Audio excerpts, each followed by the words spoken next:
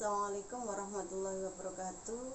Perkenalkan anak-anakku, nama Ibu Brusita Agustina. Ibu biasa dipanggil dengan Brusita. Anak-anakku, Brusita berharap kalian semua yang di rumah dalam keadaan sehat walafiat, bahagia dengan keluarga kalian, dan jangan lupa tetap berdoa agar kondisi ini segera berakhir. Anak-anak, materi Brusita saat ini di LDKS daring yaitu tentang organisasi atau keorganisasian. Apa sih organisasi? Organisasi itu adalah aktivitas atau kegiatan yang dikerjakan secara bersama untuk mencapai tujuan bersama dan dilakukan oleh 2 orang atau lebih. Kenapa di LDKS daring itu harus ada materi organisasi?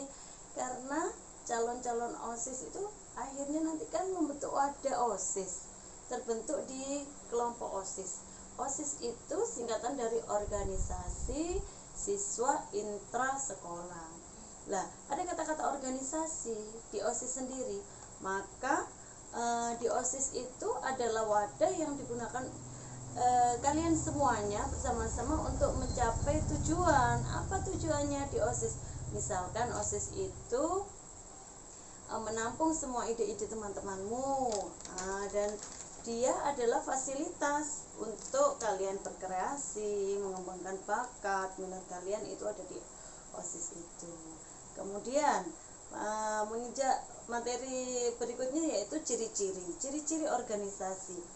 Apa sih ciri-ciri organisasi? Yang pertama yaitu mempunyai tujuan yang sangat jelas. Jadi tujuannya harus jelas. Kemudian mempunyai keterikatan dengan tata tertib yang harus ditaati. Anak OSIS itu harus paham sekali dengan tata tertib sekolah, paham dengan tata tertib organisasinya. Jadi kenapa? Karena mereka itu adalah contoh teman yang lainnya. Kemudian ciri yang ketiga yaitu adanya kerjasama dari timnya.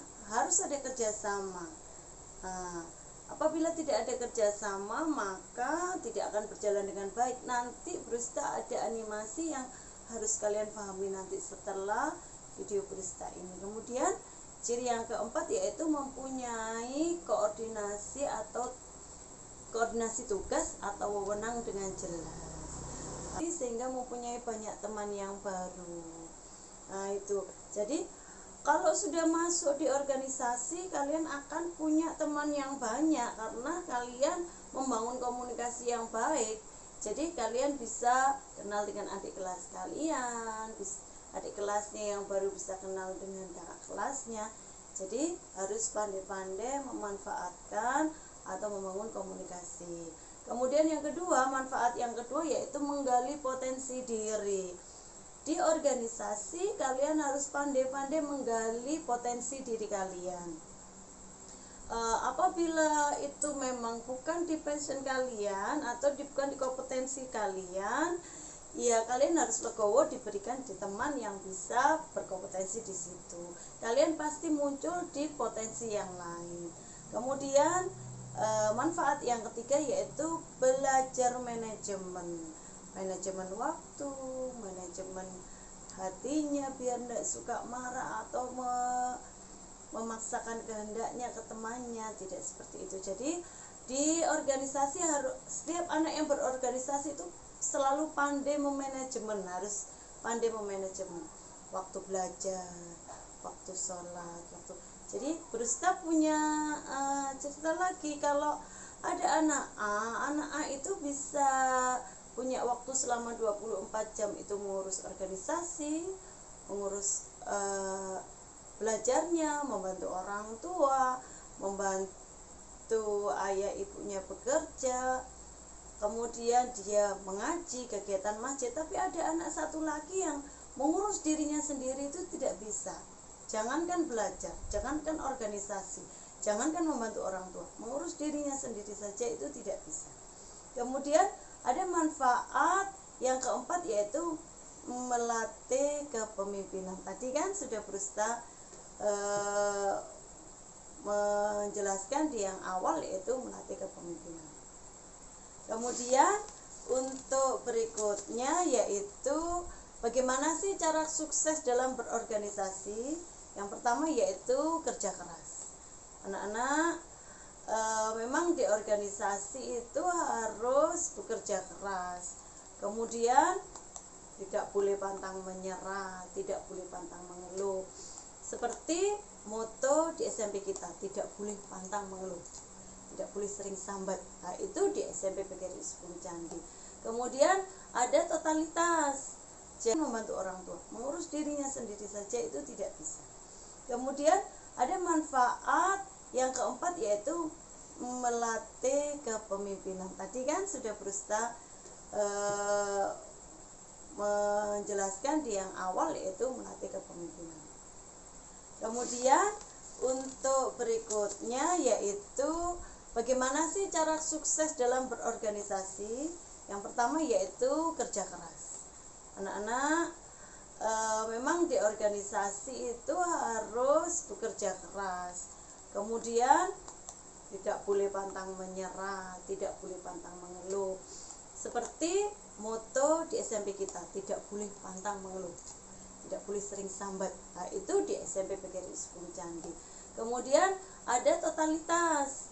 Jadi kalau sudah itu bagiannya, ya kalian harus betul-betul memanfaatkan bagaimana kalian itu total mengerjakan dengan baik. Nah, loyal. Yang ketiga yaitu loyal. Loyal itu jangan berharap pamrih. Jangan berharap pamrih. Kenapa? Karena memang sebaik-baik manusia itu manusia yang bermanfaat. Kemudian harus berpikir ke depan. Anak yang kepingin organisasinya sukses itu harus berpikir ke depan. Tidak boleh mengungkit-ungkit yang lalu-lalu. Jadi kalau temannya itu kemarin dia seperti ini, kemarin dia seperti ini, tidak boleh seperti itu. Harus melihat ke depan, ke depannya bagaimana yang lebih baik. Begitu. Kemudian tetap semangat berjuang. Jadi harus punya jiwa bahwa saya itu adalah pejuang, pejuang yang akan memberi manfaat di sekitar saya. Kemudian yang terakhir, jangan lupa berdoa dan beribadah. Anak yang meninggalkan doa, meninggalkan ibadah itu adalah anak yang sombong. Jadi semua kegiatan, semua organisasi, semua kegiatan yang kalian lakukan di organisasi, jangan lupa berdoa. Begitu ya nak ya. Itu materi Brusta keorganisasian, semoga ada manfaatnya. Kemudian nanti Brusta ada sedikit penilaian, tanya jawab dulu, kemudian penilaian yang harus kalian kerjakan. Setelah video ini Brusta juga ada animasi yang harus kalian tonton. Terima kasih, semoga manfaat. Mohon maaf bila ada yang salah atau ada yang kurang berkenan di hati kalian. Saya akhiri. Assalamualaikum warahmatullahi wabarakatuh.